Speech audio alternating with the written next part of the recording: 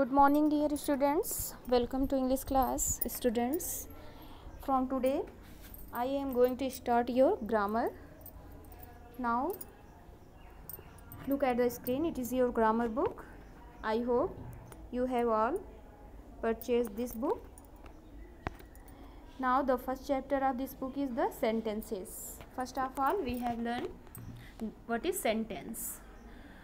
The definition of sentence: a sentence is a grammatical unit made up of a group of words that makes complete sense by itself. Here means sentence is begin with capital letters and end with full stop, and it has some meaning.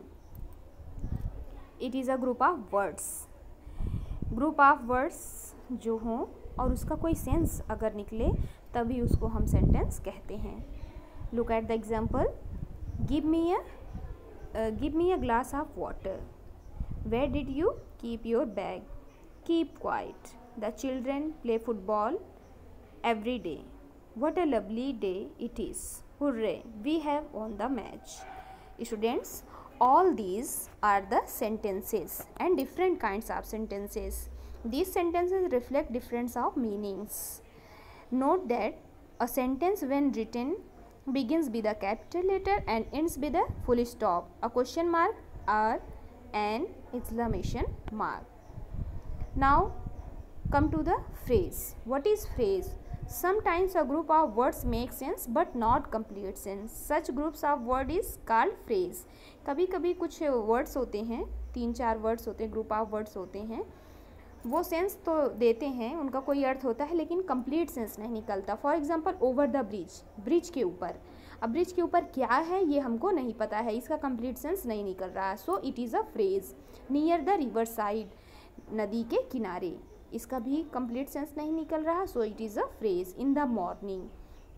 So students, the group of words which make sense but not complete sense called phrases. We can turn phrase into sentences by adding some words to it. phrases को कुछ word और add करके हम एक sentence बना सकते हैं. such as the girl ran over the bridge to reach home first. She is going for walk near the river side in the evening. We will wait for you in the morning. All the verbs have been colored in the above examples. जो ऊपर coloured किए हुए हैं red colour के word हैं वो सभी क्या हैं, वर्ब्स हैं. वर्ब ऐड कर कर हम फ्रेजेस को एक सेंटेंस बना सकते हैं. Now come to the kinds of sentences. When we understand what is sentence and what is phrase, now it is necessary to know the kinds of sentences. Sentences are 4 kinds. Declarative sentences. Declarative sentences, sentence that states something, are called declarative sentences. They are also called statements. All sentences end with a full stop.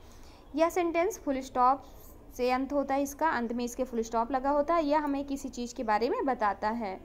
इसको statement भी कहते हैं. Example, Avantika is a badminton player. We stood up when the teacher entered the class. I am wearing my favourite dress.